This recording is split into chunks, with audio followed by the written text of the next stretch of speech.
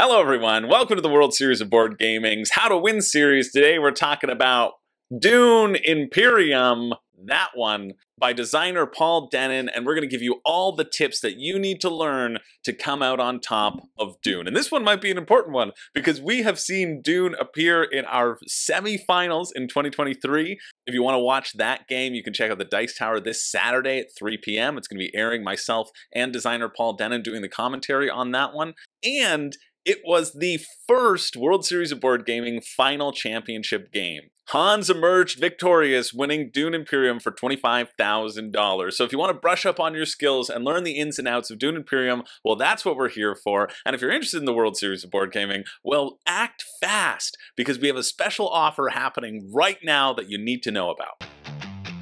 You could win your share of $100,000 in cash and prizes just for playing board games. The World Series of Board Gaming is back and bigger than ever. High-level play, friendly competition, national championships, there's no other event of its kind. Are you the next big name in board gaming? Get your tickets now at WSBGVegas.com and use the code EARLYBIRD to save up to $100. So what are you waiting for? It's time to get in the game. That's right, purchase your tickets, people. I want you to save that money. Save up to $100 off that stay and play package. Get your hotel rooms locked in. Get your room the night before if you want to make a whole trip out of it. Spend some time in Vegas, relax, enjoy the trip. You can lock in your deals now before the hotel block is gone and before this offer expires. Seriously, it's a fun event filled with friendly people, great competition, and just a wonderful way to spend a week. But now it's time to talk about Dune. Now it's time to talk about how you're going to get those 10 victory points before your competitors. Dune Imperium, now on Board Game Geek, sitting at number 7. It was number 8 just like a couple days ago. It's shooting up the ranks still. It just overthrew Gloomhaven Jaws of the Lion to be number 7 on the Board Game Geek ranking, which I think is always kind of cool. And it is a really fantastic, interesting game. I've got a setup here just from Board Game Geek, and we're going to get right into the strategy tips. Dune Imperium is deck building and worker placement. That's sort of pioneered that idea, that genre. The designer Paul Dennen also designed Clank, also designed a few other titles, works for Direwolf Digital, but I really love this game. I find the more I dive into this game, the more and more I want to play it, the more and more it shoots up my own personal rankings out of the WSBG 16. You're going to be placing your agents on a map, trying to get either points through victory points, points through going up these 4 different faction tracks. You can see these points that are available for grabs up here, and then also you're going to be getting points through purchasing the Spice Must Flow cards. So you can do a lot on the board, but one thing, the number one tip that I always tell new players who are just learning how to play Dune, the number one thing I say to be mindful of is to be aware of the intrigue cards. This little deck of cards right here, which can contain so much power. Intrigue cards are huge in this game. There are 3 different types of intrigue cards. They're the plot cards, which you can play anytime throughout the game. They do one-time things. There are also combat cards, which you see right here, which you can play during combat to add additional strength to your battle. And then finally, there are endgame cards. You see this one right here having either a combat purpose or an endgame purpose, where you can trigger them at the end of the game. So since Spice is the tiebreaker in Dune, that's why this exists as the tiebreaker card. If you're tied at the end of the game, you can drop that down, get 10 Spice, and likely win the game. These 3 categories are so important, and the things to realize is that they're swingy. They're swingy in terms of how effective they will be throughout the game. There are 2 major point-getting cards, end-game point-getting cards in the deck, one being focused around those Spice Must Flow cards. If you have the most Spice Must Flow cards in your deck, if you've managed to buy those cards better than other players, you get a bonus in points, and the other having to do with these alliance tracks, the plans within plans card, where if you're at level 3 on 3 alliance tracks, usually level 3 isn't a good place to sit because it doesn't get you anything, it doesn't get you any points, and you want to diversify the amount of cards that you can devote into going up on those tracks. But if you're at level 3 of 3 of those tracks, you get a point. If you're at level 3 in 4 of those tracks, you get 2 points. These cards are incredibly powerful. They're good to know that they exist. and good to be mindful of the power of these intrigue cards. Having intrigue cards is so important in this game. Even having them face down, it's the threat of combat. It's the threat of having a huge combat card that you haven't played, that you might be able to play down the line. You can bluff people out of the combat, and you can do so much with these intrigue cards, or just the one-off plot cards, the bumps and the bonuses. Sometimes you can trade things for straight up points.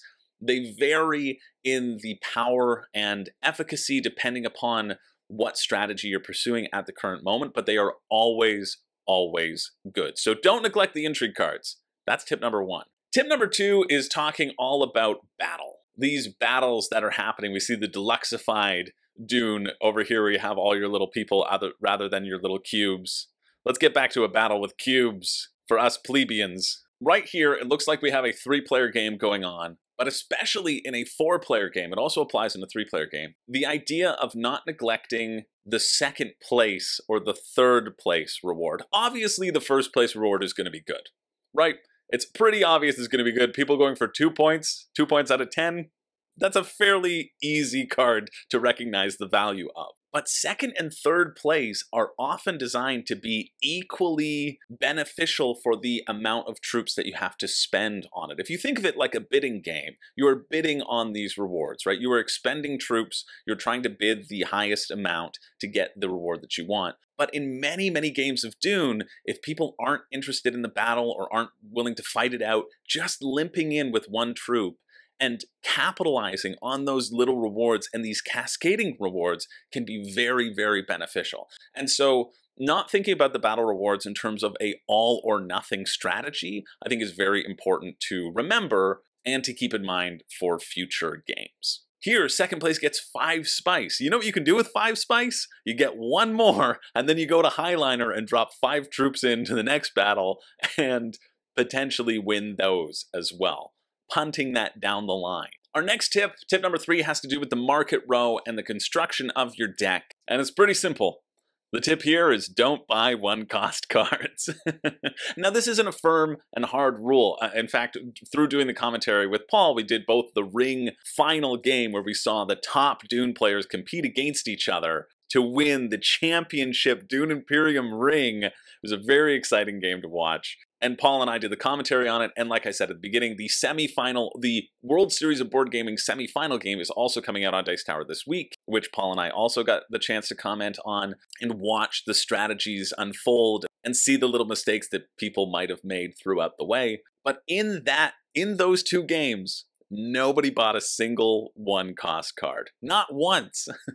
The end of the market was just all 1-cost cards that ended up being waiting there and clogging up the market. And there's a few reasons for that. There's also reasons to purchase 1-cost cards. Nobody ever felt the need to do it, although there are some great ones. And Paul, some of his favorite cards are the 1-cost cards. But the general feeling is that in this deck builder, the more little 1-cost cards you get, the less you cycle through your cards. And there's not as much card cycling in Dune Imperium as there might be in a standard deck builder. It takes a lot to kind of get through those cards and push them forward. And so if you're not focused on that, having a bunch of those 1-cost cards in there, they're not going to give you value when they're drawn, right? They should be used only for specific instances. If you can take an assassination mission, put it into your discard, and then trash it immediately for $4 early game, that's how those cards are kind of supposed to be played. Having 1-cost cards in your deck just ends up bunging them up and loses you access to the things that you really want to draw and are hoping to draw later on in the game. Because if you think about it, there's only 10 rounds in the game, maximum 10 rounds. A average game of Dune or a higher level game of Dune will probably finish round 7, maybe round 8. And so having that knowledge, if you start out with 10 cards in your deck, you see every card 4 times. It's not a lot of times. If you're, drawing the standard 5 and keeping on moving forward, it's not a lot of times. So thinking about if the larger your deck becomes, the less you see your cards, that's always something to consider. And let's move on to tip number 4, because that's something I want to talk about, is knowing your deck composition and knowing your strategy that you're going, and knowing the importance of card draw. The card draw places on the board, like the research station over here, are very valuable. There's a reason why it costs you 2 water to go there. Anything that has card draw and a card draw synergy is really good, especially if you're going for a Spice Must Flow strategy. If your deck is primed to scoop up those Spice Must Flow points, maybe you have that endgame point, focusing on things that allow you to draw cards is very important, as opposed to if you're going heavy in a combat strategy. Ideally, you should be able to balance all of these, right? But if you want to be a threat and a consistent threat in the combat, and knowing the combat strategy, card draw becomes a little less important because you don't need that buying power. You just need to be able to buy the good things. You want to then create your deck composition, which has the symbols that you need to go to. You need to have circles and triangles. You need to have some spacing guild to try to go to the highliner. And you need to have the ability to go to these spots where you can push in troops. So when you're thinking about your deck composition, really, that's where paying attention to the symbols and the worker placement abilities really comes into play, and sort of will define how your deck and how your end game might be pushing forward. And that's also something to consider when you're surveying people around the board, thinking about what are they going for? How can you block them? How do you need to pivot to respond to their strategy? If you have someone who's always going for Spice Must Flow, well, if you could block that research station, you can then slow them down enough and then rely on your own draw of drawing a bajillion swords to win the combat, right? It's a give and take. There's this ebb and flow that exists in the game. And those are the little things that you should start to consider and start to prioritize as you're going through creating your deck. Or if you're deciding between 2 choices, what improves your deck now and consistently gives you access to the things that you will need throughout the game, and what is sort of a one-time bump that may or may not benefit you down the road. And tip number 5 has to deal with these alliance tracks. These beautiful alliance tracks and how you manage them. Again, talking about how to invest in that game. Let's look at these alliance tracks, for example. Let's look at, this seems like a very odd game that these alliance tracks should be up so far for everyone. It's often very hard, and seeing that these tracks are so far up for everyone, I would imagine that the battling for troops hasn't been that contested, or any of these spaces haven't been used that much. This seems to be a game that went 10 rounds without anybody finishing up until the 10th round. That's why they're all so close and fighting for these. But this breakdown is a really weird thing to see. I would give it to the yellow player as having managed these alliance tracks the best, because they haven't been inefficient with them.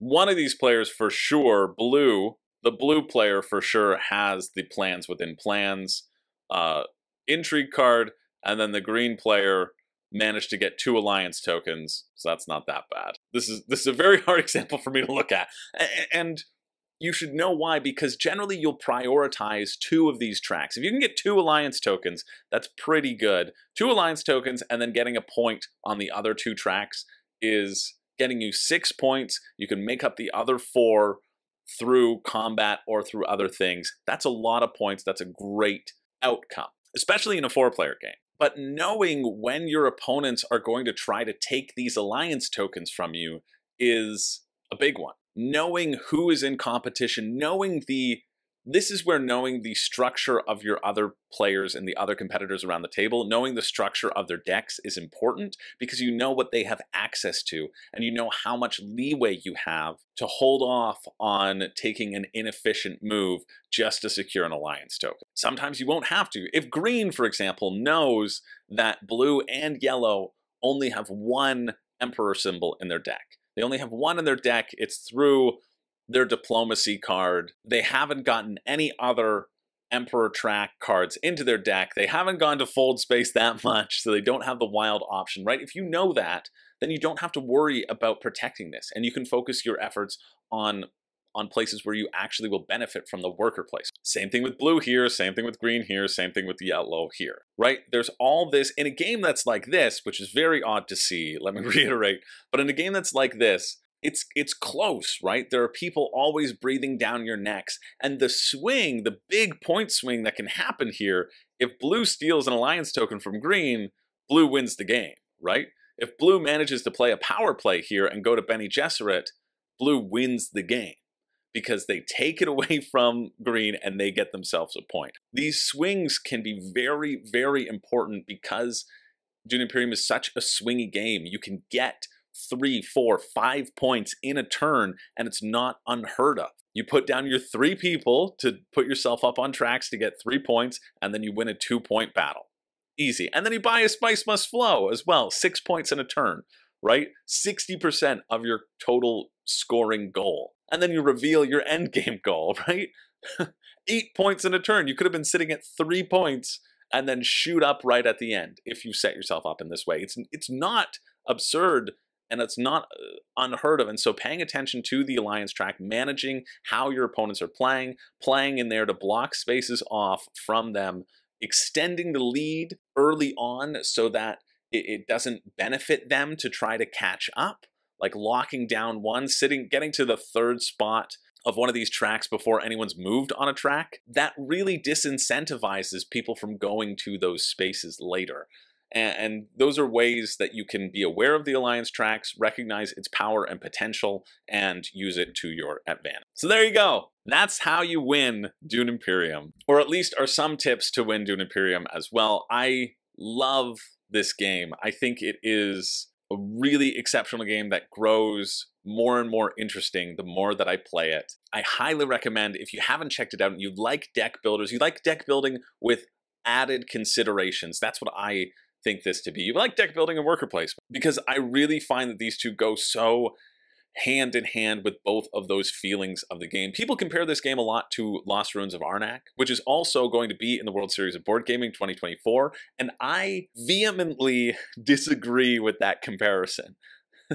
I do. I feel the structure and the flow of both games to play it at a very good or great level are significantly different.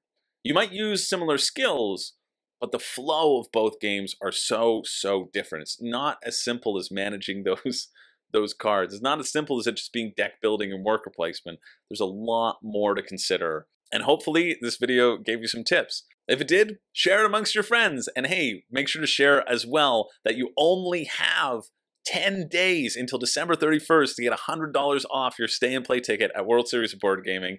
Come and join the fun, join the party. It's an awesome event. Tom Vassell has said it's his favorite convention that he's been to outside of Dice Tower, sure. The Shut Up and Sit Down crew, Matt and Tom, have said that they never like going back to the same thing twice and are excited, actively excited to come back again next year. You would be hard-pressed to find people who didn't have a good time in our tournament, in our outer ring tournaments, and in our open gaming area, where you can just play games, enjoy with some friendly competition, and maybe take home $25,000, a championship ring, a championship bracelet, all this jewelry valued at $3 grand or $4 grand or $6 grand if you put it together. And of course, the title of being the world's best board gamer. All that in a friendly environment with fun competition where you can play great games like Dune Imperium and test your skills against other good players. I don't know. It's a fun event. And I hope to see you all there. Hopefully you capitalize. I want people to capitalize on this early bird discount because you save the money, you lock in your spots, and get ready to have an awesome vacation September 2024, the 22nd and 26th in Vegas. Thanks so much for tuning in. I'll be back in a couple weeks with more strategy tips. I hope everyone has a wonderful Christmas, happy holidays, and that you get to play a lot of fun games over this time period. So thanks for being here. I'm Chris George, and on behalf of the World Series of Board Gaming, what are you waiting for? Get in the game. I'll see you in Vegas.